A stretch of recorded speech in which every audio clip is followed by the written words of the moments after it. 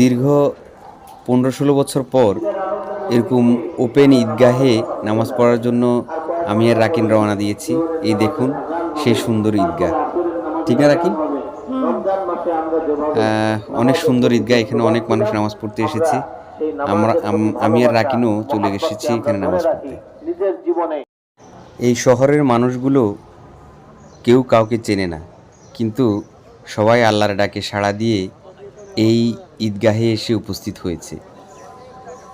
এখানকার পরিবেশটাই অন্যরকম। কেউ কাউকে চেনে না, কিন্তু সবাই এক কাতারে সামিল হওয়ার জন্য চলে এসেছে। সবাই তাকবীরের ধ্বনি তুলছে, আল্লাহু আকবার, আল্লাহু আকবার, লা ইলাহা ইল্লাল্লাহু, আল্লাহু আকবার, আল্লাহু আকবার, ওয়ালিল্লাহিল হামদ। আমরা ছোটবেলায় ঈদের জামাত শেষে সবার সাথে কোলাকুলি করতাম, কারণ আমরা একে অপরকে চিনতাম। কেউ আমাদের ভাই, কেউ আমাদের চাচা, কেউ আমাদের খালু, কেউ আমাদের মামা। এভাবেই আমরা সবাইকে চিনতাম এবং সবার সাথে কোলাকুলি করতাম। এই ঈদগাহে আমি আর রাকিন দুজনকে খুব ভালোভাবে চিনি। আমি ওর বাবা হই আর ও আমার সন্তান হয়। এছাড়া এই ঈদগাহের কাউকেই আমরা চিনি না। দেখুন, ঈদের নামাজ শেষ হয়ে গেছে, সবাই যে যাকে চেনে কোলাকুলি করছে। আমি রাকিনকে চিনি, তাই রাকিনের সাথে হাসাহাসি করছি, কথা বলছি, কিন্তু আমরা কারোর সাথে কোলাকুলি করছি না, কারণ আমরা কাউকে চিনি না। এটি অত্যন্ত বেদনাদায়ক।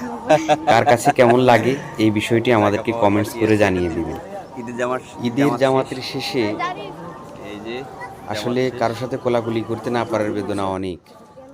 যে এই বেদনাটি পায়নি সে বুঝতে পারে না, কিন্তু আমি অনেক ফিল করছি আমার সেই আত্মীয় স্বজনদের, যাদের সাথে ঈদের জামাতের পর কোলাকুলি করি, মুসাফা করি, কুশল বিনিময় করি এবং তাদের সাথে সেমাই খাই, তাদের বাসায় বেড়াতে যাই। কিন্তু এখানে আমাদের কেউ কোনো আপন নেই, কোনো আত্মীয় স্বজন নেই। আমি আর রাকিন দুজনের আত্মীয়, তাই আমাদের দুজনের ডেস্টিনেশন হচ্ছে আমাদের বাসা। আমরা ঈদের জামাত শেষ করে এখন বাসার উদ্দেশ্যে রওনা হয়েছি। চলুন আপনারা সবাই আমাদের সাথে আমাদের বাসায়। তাই অনেক ঠান্ডা, কি বলবো, পরিবেশ অনেক নিস্তব্ধ, একদম আকাশও একদম কালো, মনে হয় যে এখনই বৃষ্টি আসবে। আসলে আসবে না, এটা আসলে ভুয়া কথা। আবার মানে একদিন বৃষ্টি হলে পরের দিন বলে শিওর বৃষ্টি হবে, কিন্তু বৃষ্টি হচ্ছে না, কিছু করার নাই। এখন আমাদের আবহাওয়া অফিসগুলো কি বলে? আমার আবহাওয়া অফিস কিছু বলে না। আমাদের আবহাওয়া অফিসগুলো ভুয়া কথা বলে, একদম ভুয়া 2 নম্বর কথা বলে। ওদের কথার কোনো ঠিক নাই। বলেছিল যে এই যে বৃষ্টি হবে, কিন্তু সকালবেলা এখনো পর্যন্ত বৃষ্টির কোনো দেখা পাইনি আমরা। আশা করি বৃষ্টি হবে না।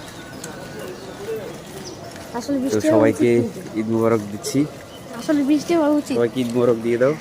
হ্যাঁ, সবাইকে ঈদ মুবারক জানাই। আর আমাদের বক্সপটে কিন্তু খুব শীঘ্রই একটা সামারি আপডেট চলে আসে। সামারি আপডেট আসবে, সেটাতে গাছা কেমন আমি জানি না। আল্লাহু আকবার, আল্লাহু আকবার, লা ইলাহা ইল্লাল্লাহু, আল্লাহু আকবার, আল্লাহু আকবার, ওয়ালিল্লাহিল হামদ। তো সবাই ভালো থাকবেন, ঈদ মুবারক সবাইকে, সুস্থ থাকবেন, আমাদের জন্য দোয়া করবেন। আল্লাহ হাফেজ। এভাবেই ইট পাথরের দেয়ালে ঘেরা বাসার মধ্যে কেটে যাবে আমাদের ঈদ। জানি না এরকম আরও কত মানুষের ঈদ কেটে যাচ্ছে এরকম ইট পাথরের দেয়ালে। এটি অত্যন্ত বেদনাদায়ক। অনেকের ইচ্ছা থাকলেও অর্থনৈতিক দৈন্যতার কারণে তারা দেশে যেতে পারে না। নারী টানে বাড়ি ফেরা হয় না। তারা স্বপ্ন দেখে একদিন তারা সচ্ছল হবে, নারীর টানে বাড়ি ফিরবে, সবাইকে নিয়ে আনন্দ উল্লাস করে ঈদের জামাত পড়তে যাবে, ঈদের জামাতের শেষে সবার সাথে কোলাকুলি করবে। এরকম স্বপ্ন দেখতে দেখতেই অনেক মানুষের জীবন কেটে যায়।